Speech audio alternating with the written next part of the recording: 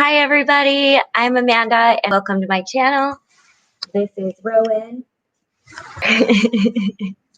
She's my girl. It's always everywhere. I just want to thank you for tuning into my channel. If you like my channel, please like and subscribe. There's a notifications bell that will let you know as to when I'm going to go live so you can catch me on here. And if you are a subscriber, there are ways to support this channel, and they are listed in the descriptions. And like with everybody, and especially in what I do, support is dwindling down, and if you can, please extend that. Thank you very much. I'm going to address some comments here. Hi, Jaden. Carl Lawrence Sr., Pastor Carl.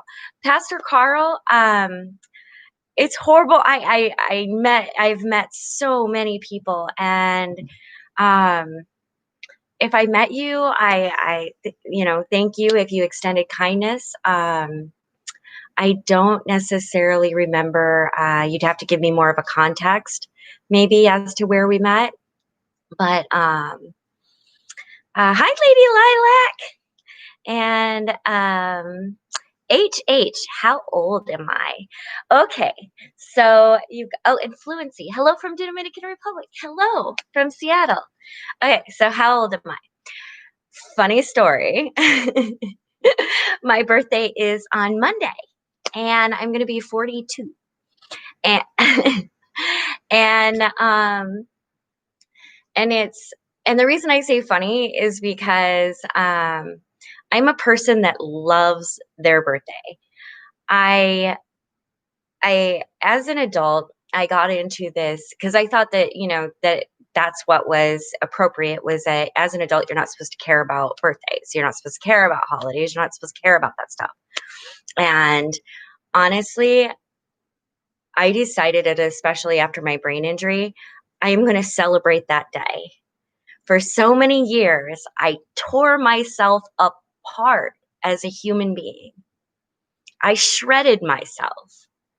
And from now on, I'm always going to take that day and understand that I am here, and I'm going to celebrate that fact. Not that I don't celebrate being alive like every day, but especially on my birthday, I just feel like it's so important to, and everybody else's. I get excited about everybody else's birthday too. But it's really, it's a big deal to me. I would say I don't feel it, but I don't know what it feels like. So I've never been here before. I feel exactly, I imagine how I'm supposed to be, and how I'm supposed to be doing is good. I like Seattle Judy. I'm still with Navos, working with homeless and mental. Wonderful, wonderful. That's awesome. Oh my gosh, we have so many people on here doing good work. Yay. That's so amazing. So I wanted to talk about the subject today with Coffee with Manda, and I've got my coffee right here, is accepting change. And there has been a lot going on in our world. It's been kind of crazy, huh? And there's some things I want to say about that. I keep my ears open and I listen to people. And one thing that I keep hearing is, I can't wait till it all goes back to normal. I can't wait till things go back to the way they were. And I think that what drives those things to want to, I think what the truth of that saying is I want to go back to a place when I feel safe again. I want to go back to a place where I can plan for my future and my children's future, because everything's kind of in flux right now.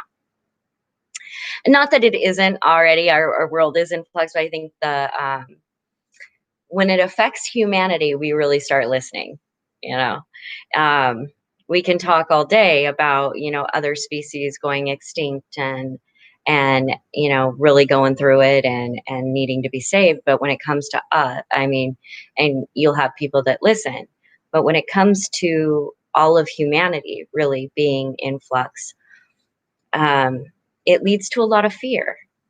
And as somebody who has been through, I've been through a lot. Change is scary, but change is necessary. And change can be really good too. And how is Miss Beetle? She's doing good. She's doing good. And I think that what I would like to, for my own thoughts is when I hear people say, I wish things would go back to normal.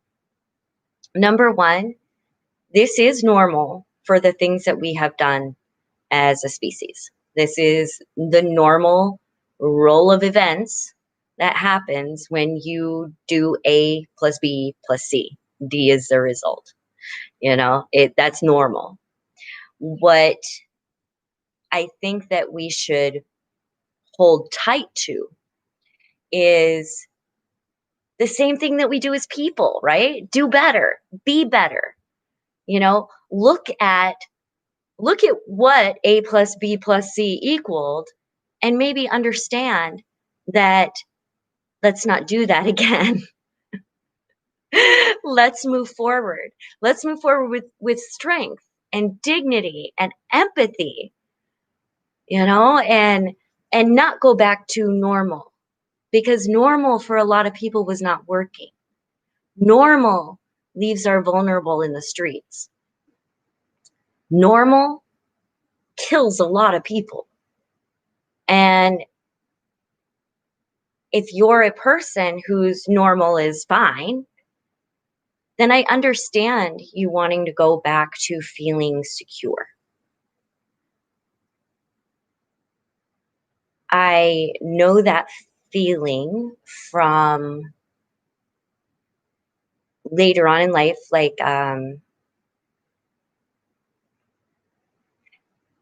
it's hard because I know it's very hard to, as a person who has gone through things that were normal for someone in a situation or born into a situation of addiction and abject poverty and violence.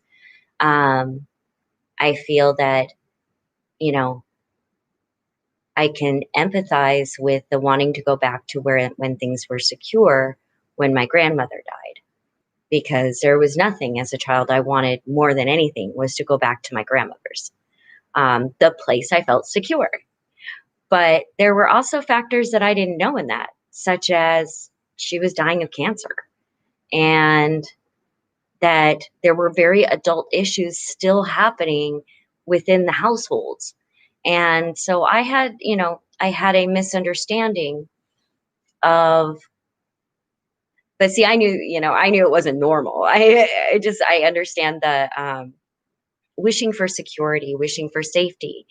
I hear so many people, and my heart goes out to them. They they saw a future of A, B, and C based on, their own actions and their own abilities. And the crucial piece is that we are all part of this interconnected society. And I know I've said this over and over and over in my blogs, but we all are interconnected. And so we never do things just ourselves, right? Because as babies, we come out and we are helpless. Like, if somebody doesn't do something for us, we're going to die. End of story. Like, there's no like baby that made it without no help whatsoever, right? There's got to be, in our society, there's got to be somewhere, some way that it clicked in that society, and you're alive right now. Somebody fed you, somebody changed your butt, somebody gave you an opportunity that led to a position where you made money, somebody, you found an educational opportunity, whatever that is. We are all interconnected. That can mean wonderful things. For example, in my case, I am a product of wonderful actions and beautiful people coming together you know, to bring me to where I am now. On the negative side of that is we also are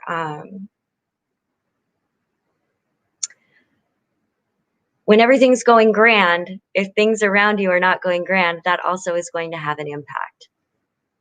For example, and yes, I'm going to take it here. I am a white woman, and I have never had to deal with hardship based on the fact that I was white. Woman, yes, but white, no. But the problem is if I was to say that issue doesn't affect me, I would be lying, because it affects the people I love. It affects the people that provide an amazing community for me to live in. It affects the people that, you know, give me an amazing park to take my dog to. It affects the people that I don't see and I don't interact with, but somehow are part of my sphere. And it affects my demographic. And my demographic, or what I'd like to say, I am the work I do as a displacement consultant and as a community liaison, my demographic is the unhoused. And the unhoused community is disproportionately people of color.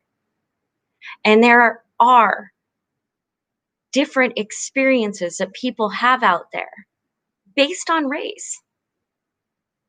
And we need to talk about it, and we need to discuss it.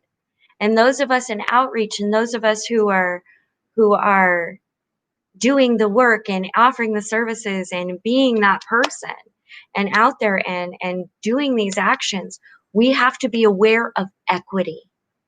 We have to be mindful that what we are doing is providing equitable services across the entire demographic. And so many times, I think that that's, it's, let me tell you, okay, in the service industry, resources are teeny and need is huge. So I think sometimes in the absolute desperation to just get something done and somebody helped, these things can fall by the wayside.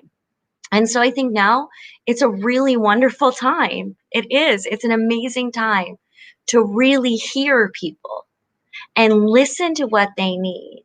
Like, I had a meeting today, and I had to say, you know, I have people out there in tents on these streets, and you know, there is there there's people on the street. They have tent walls, and we have tear gas like rolling down the streets. And it's not being talked about.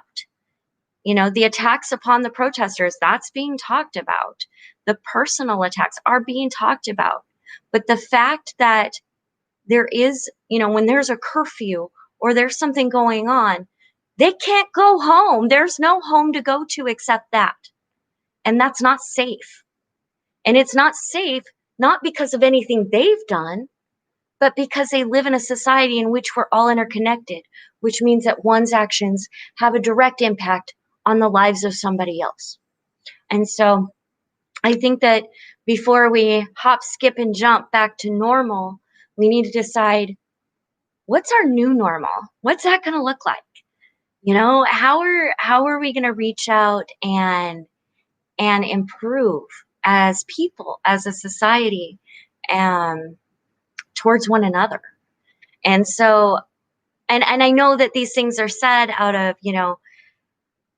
I get it. I get it. Just flippantly, why won't it go back? But when we do that, remember that, when we think these things, when we think things often, it becomes the way we view things. And so when we think things like that, maybe just a quick little, oh, wait a second, and start imagining, everybody imagine what that looks like, what a equitable world looks like. Imagine if, and this is something, I've been doing like thought experiments lately, but imagine, and I'm trying not to get teary, to be honest, but imagine if we could have a healthcare system that intervened in children's lives early enough that we could start working on, health challenges. We can start working on their environment. Are they in a healthy environment? What can we do to help this family? What can we do? Because healthy people equal healthy families equal healthy communities. Like, that's how that works. So by working in this little space, right? And interrupting very early, we start seeing generations of people healing. And I know that starting early isn't going to fix it tomorrow, but that's where we start emerging with, like, evidence-based and data-driven patterns, because now we do know better. And because we know better, we can do better. So, that's pretty much it. That's what it's just, I, I honestly was thinking about, what am I going to do a vlog about? And I honestly do not feel like cooking anything today. I'm kind of tired. I haven't it's been a real busy week. However, I am not complaining about the last 2 weeks because they've been very amazing and a lot is getting done. Um, but I'm very, very happy. Let's see. Let's see. Carl Lawrence, please keep more. I You will have to do that on your own. I don't have communication with either of those. I mean, I have as much communication with them as you do. So, yeah, no, I don't, I wouldn't even know where to pass on your number. Um, so anyway, if anybody has any comments or anything, now's the time. I appreciate you all so much. I am not, we have Seattle's been going crazy. Like, okay, I hate saying going crazy because it's not going crazy. Okay. There are very valid and insane things that have happened here lately, and things that need to be fixed and solved.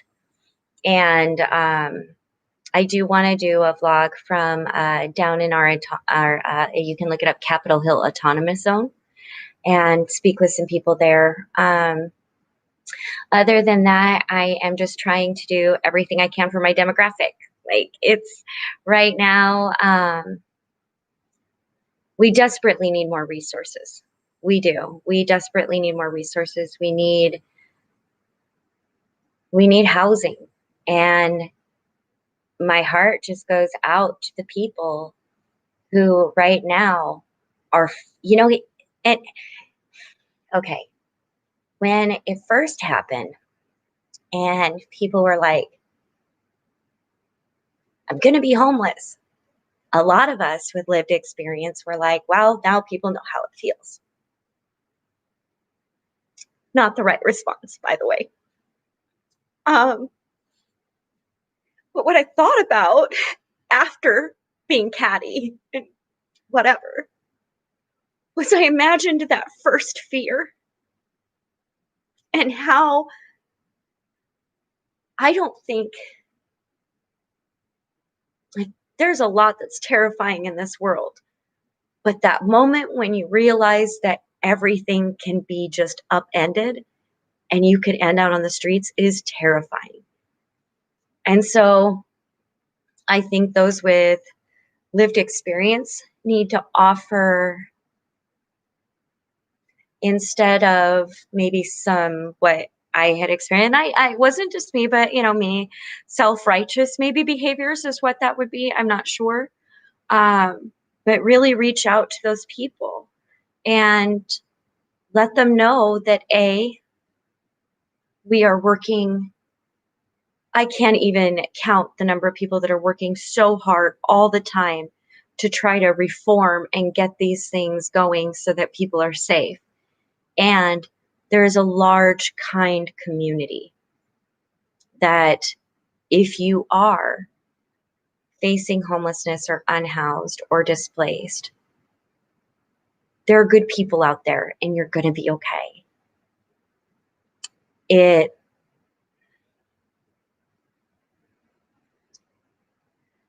and hopefully it's not the end of the world, right? But I think that if anything, I just want to be supportive for those people and give them tons of love and really empathize with that journey and empathize with the fact that sometimes there's just nothing you can do, that it's just going to happen. And I think I would never be glad for someone that to happen. So I don't know why that was a thing for a little bit, but let's see. I'm going to address some comments. Delia, hello. Carl, I need an address to send money to Seattle to help our homeless. I'll send my grandmother's money to help. Okay, Carl, before doing that, there are many, many different, like, okay, I'm just going to say when donating, there's many different ways to help the unhoused. Do you want to put it towards, a tiny home village would be insane. Like those tiny home villages, I hate calling them tiny homes because they're not. They really are sheds, but they serve a good purpose, okay? No joke. They serve a good purpose. And we found, and I found this out in my meeting today, that if you're offering somebody in an encampment shelter, like a congregate shelter, where everybody is all together, or you offer them a tiny home village as transitional housing, they will choose the tiny home village, and your rate of acceptance for help goes way up. So you know what that tells me also is that when people say people won't accept housing, you know what I'm going to say next? Walk out there with keys. Give them keys to a place. See if they'll accept it. Betcha. Okay.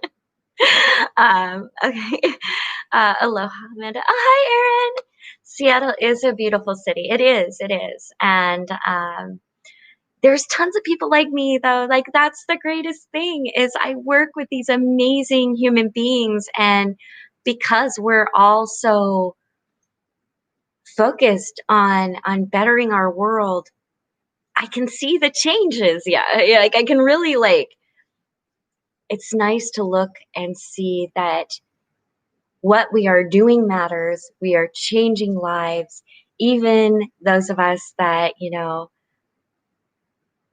we're just doing it. It's rocking. I love it. And I think I don't think I don't think that's a thing just necessarily with Pacific Northwest. I think it's everywhere. And I think you're in Hawaii, right? That's pretty gorgeous too. I've never been to Hawaii, but I've seen pictures. And almost everywhere that people say where they're from and stuff, it's really awesome because you get to see these just gorgeous. If you're on Facebook, they have their thing called View from My Window. And it's pretty cool. It's like around the world. It's just really awesome. Okay, I'm going off of okay. Let's see. Um, Delia. I'm fighting for justice in America. I'm starting a TV show in August to help and show that we all need love and justice. Yay! That's wonderful. That's awesome. See, like I said, like all these amazing people, they come together and things get done. It's the same thing like when I was doing, which I keep going. I'm not going to do on the street outreach anywhere, but whatever. I just understand that is a thing within myself that I go back and forth on. But I got asked to accompany a team that is going out, and it will be really exciting. So, let's see. That's awesome, Delia. Seattle, do you think I'm in Burien? I imagine it might be my mom, child best friend. I am much more effective in my efforts. Absolutely. Absolutely. When you realize that this is a human being with a story, with this amazing story, with triumphs like ours, with challenges like ours, with, this. And sometimes the stories are epic and they're stories of struggle and challenges and overcoming and I think that we really need to see that. Yeah, so wonderful. Carl, help the builder homes. I'm going to say on a park bench there. That's really harsh. Yeah, I love that painting. Did you do it yourself? I did. I did. Actually, I'm gonna show you guys something. Okay. Ada Kareem. Oh, hi from Seattle. Rochelle. Hello, you're so beautiful. Oh, thank you so much. I appreciate that. Okay. I do. Okay. Since I got asked about it, um, and like I said, there's ways to support. There's an Amazon list too. This I desperately need canvases right now. So not hint hint, but um this is one. Okay. If you look, I'm gonna try to get it in close.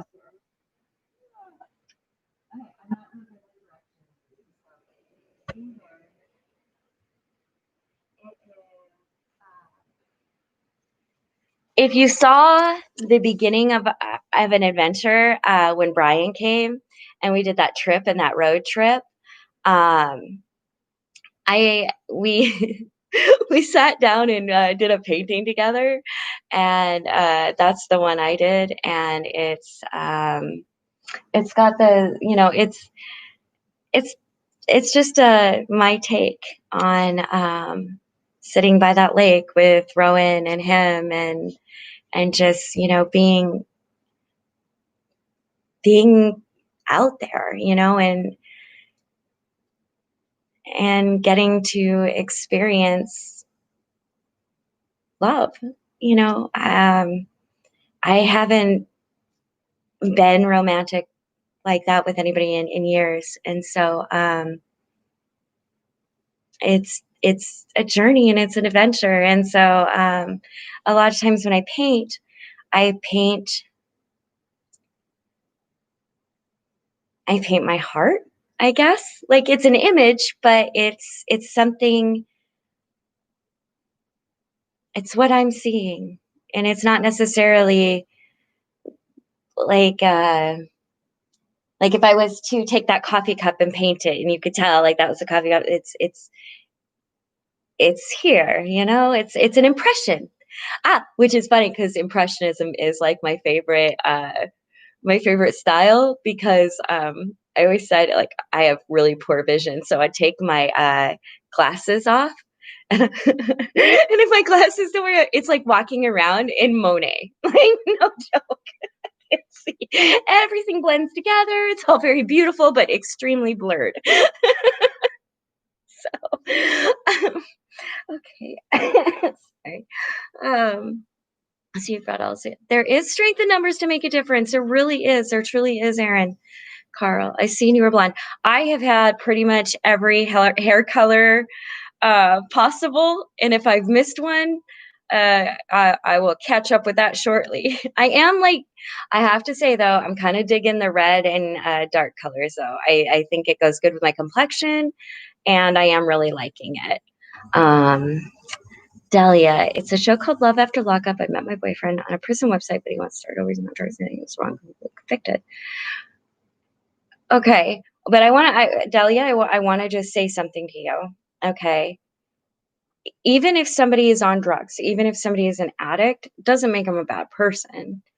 Um, and so when if that's your story, that's beautiful and that's wonderful. But you know, those things are experiences that shape people's lives, and it's man. So many of my friends are recovering addicts, and some still struggle. And I don't view them as bad people, and I hope that that changes a little bit as well. And in the United States, because I know a lot of you are watching from like all over, so I'm just gonna like be in the United States. Our prison complex is for profit, and so there may be a stigma attached with prison and things like that, but honestly, it is we have an insane number of people locked up that really should not be. And a lot of people, there's a whole thing called the Innocence Project. It's really messed up. It really is. There's a reason that people are protesting. There's a reason people are taking to the streets, and I support them my whole heart fully. Let's see, Blair Gray. Hi, Blair. Nice to see you. I haven't seen you in a while. I hope you guys are doing great. Um, thanks to God. Yeah, the sky here is so gorgeous. I am doing good. Hi, Karina. New York City. See, everybody's here and it's like global. I find that, and I know YouTube is global and I get that, but I still find it, even now, after doing this for years, I'm still like, everybody from around the world. It's so beautiful and it's so wonderful. And I absolutely love that we have technology that can bring us together like this. I find that just rocking. Um, let's see. It's cool. Yes. Oh, hi, Bill. Nice to see you. And Bill, thank you so much for your support and your donations. I have to give it to you. Thank you so very much, Delia. And if everybody, I would actually, haha, we have a good resource here. It's HA4O. Oh, whoops. Apparently the 4 is a custom 4O. Oh, on Facebook. So go in there and connect with people and look at resources and different things regarding displacement. Let's see, Delia. Oh yeah, okay. I know that. Okay, yeah, Delia. Yeah, I don't. I definitely do not assume that you hate people on drugs. I just know that in our talks so many times that comes up, and not with you necessarily. Um, it was just something. Sometimes my mind grabs onto things that I hear, and I'll like do an immediate like think about it for a second. Um, because that comes up a lot. Like well, at least I'm not a drug user, or at least I'm not this, or at least I'm not that. And it's like, well, let's focus on what we are. And but no, I wasn't. I It was just something that caught my head, and I do that, and I'll spin out for a second. I do. But I appreciate your comments, and I appreciate what you're doing, and I appreciate you sharing your story. Truly. Um, Kevin, Angel, hi, Kevin. Karina, hello. From New York City. I hope you're doing wonderful. I heard that I have to say I think is it Andrew Cuomo? I'm horrible with names, even in this world. Like, but he's pretty awesome, and he's lifted my spirits a few times. um, let's see, Aaron. I totally agree. My nephew is a sweetheart right now. He's in rehab. I'm gonna give anything he needs. His big heart. Some of my family don't feel the same. It's still a human being, and okay. Some drugs, depending on the drug, do change our behavior. And sometimes that's good. Like I'm on an antidepressant that changes my behavior. I'm on an antipsychotic that changes my behavior. I use marijuana, which changes my behavior. All of those change for the better. What we always think when we think about drugs is when it changes it for the worst. And I think a lot of times in our society, we think, and that's when we don't understand. Well, I just don't understand how a person could do that and then everything changes. It's like, well, because there's an antagonist, in the brain, and the brain's an organ, and your brain controls everything. So if that's out of order, or there's, I wish so many more people would learn when they're learning about addiction, would really look at um, the brain and brain science and really what our brain does for us, and how that can be interrupted, right? Like, because we would totally understand. Well, okay. I'm hoping that I use such generalized terms, and I'm trying to get away from that. So please bear with me when I start, using real general overview type things, because I understand that that's a bias. I don't want to do that. But I think that many of us would understand if somebody had a brain tumor and started, if they had a brain tumor and started screaming at people, right? Or throwing things across the room. we'd be like, "Oh, they have a tumor. Like it's pressing on an area of their brain that they can't control their behavior." We get it. Well, there's chemical ways that do that too, that screw up our behavior and screw up our why. And the person that's going through that, let me tell you, they don't want to be like that. They would do anything, but they are addicted. Because nobody wants to be a bad person. That's why we rationalize things, right? That's why we say, well, because, or I did it because, or I was, you know, because we want to rationalize it so that we don't seem bad. We don't want to be bad. We want to be good. Now, of course, again, over generalization, there are people that want to be bad, but I digress. It's Andrew Cuomo. Okay, cool. Yeah, he's kind of a funny guy. He makes me giggle. He's great. Um, Delia, I know a person who smokes marijuana has their anxiety, so I can understand that. Yeah, and I was very lucky to come and in my healing to come to a state where it's decriminalized.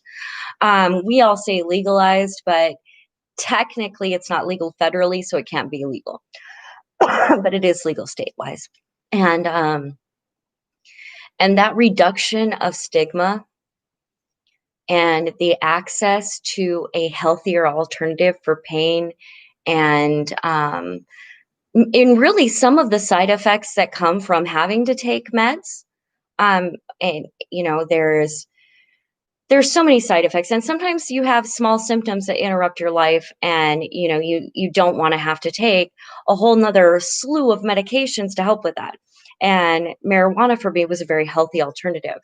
And so yeah, I'm big for promoting, you know I'm big on promoting health and doing things and understanding our body's anatomy and health.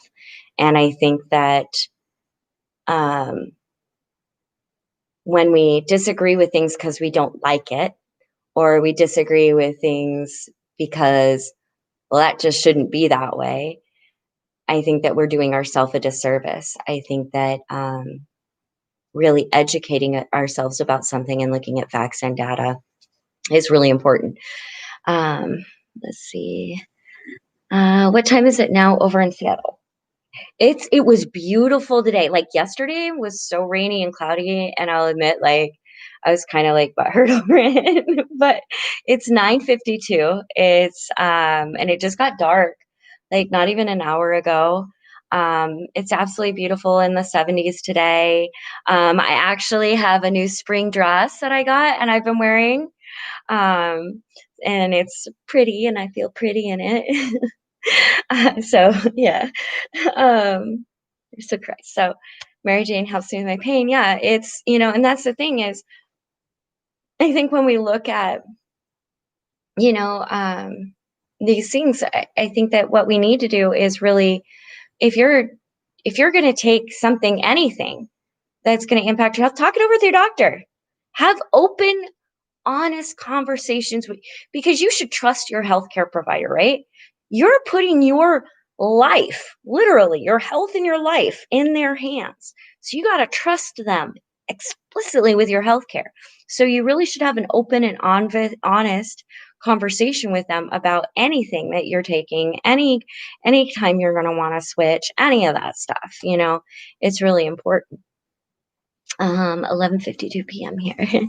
I believe the tongue is a very powerful weapon. It has the power to destroy another or save another with words of kindness and love. That is the truth. That is the truth. It really is. It can, a tongue, the wrong words can destroy somebody worse than a fist. So I agree that it can be a powerful weapon, but it can also be a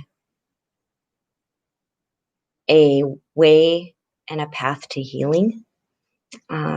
So yeah, that's definitely a good thought. Thank you for that. Thank you. I'm probably going to be running that and spinning with that here in just a little. Thank you so much for that. 12:53 New York. Manuel. I know a lot of people using marijuana to keep it there, but yep, absolutely. Uh, Delia, I'll be 34 on June. Yay, birthday month! What? I love my birthday. It was, and I was kind of sad because I don't know.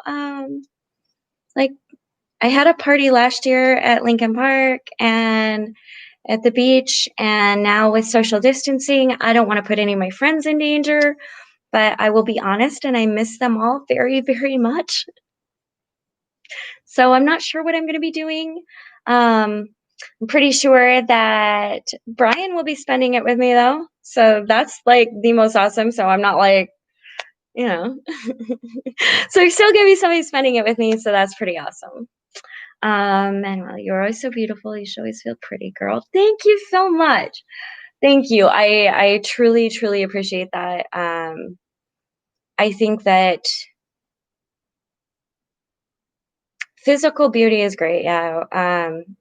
But even in that, you gotta have this like it's gotta shine through. Like for so long, I had it, problems. I have a crooked grin. I don't know if you can see this, but my teeth all kind of go like this. So and like there's a lot of comments, like even on the invisible people thing. I had to stop reading comments because I started bawling because people attacked my physical countenance rather than the content of what I was saying. And then I realized something, that having been unhoused and not having mirrors, like there's no mirror, like in a tent, I didn't have a mirror really or anything that I checked myself out in. And so I was able to have this big cheesy grin. And I was able to notice that when it was spread across my face, it gave joy to others. If you light your face up, people light up. I promise. It happens. And it is a beautiful thing. And I think that's what makes people beautiful, is when you can just see them shine and they're giving that to you too. So thank you for that. I appreciate that. We can celebrate here. Yes. Seattle, let's get going. I sure enjoyed. Yes. Bye, Seattle. Judy, you take care and good night. I even have to get going too here in a minute. I feel my brain injuries made me a better person and started partying my happiness. I agree, Erin. I honestly believe that it put me through some challenges. Not gonna, there were some hit or miss moments. Like I wasn't sure I was gonna make it through it, but it made me better. And I am a better person because of what I've experienced. And so, um, it has opened me so much to my world and to my own abilities and my own thinking and my own way of being.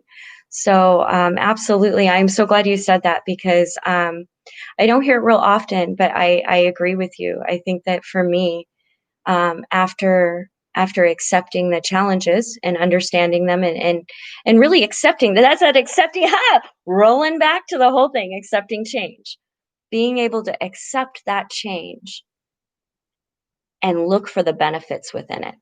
And I think that that's a huge deal. And I think those of us, and I'm not saying just those of us, but a lot of us with brain injuries really understand how important it is to let go, because you have to let go of your whole self. You have to let go of that personality that died. You're going to have facets from it. You're going to still be that person physically, but mentally, it's almost like being a new human. Um, or at least it was for me and some other people. I miss all my homeless friends in Belltown, and I like Pike Place Market. Yeah, letting you smile, letting you many positivity is a beautiful thing. It is. Where's my cute dog, Rowan Marie? Come here, come here. Come. Don't be stubborn. No, here, right here. Come here. Say hello. Can you say hi? Can you say hi to? Come here, Ro. Show your new collar. Come here. Show. Okay, go up there.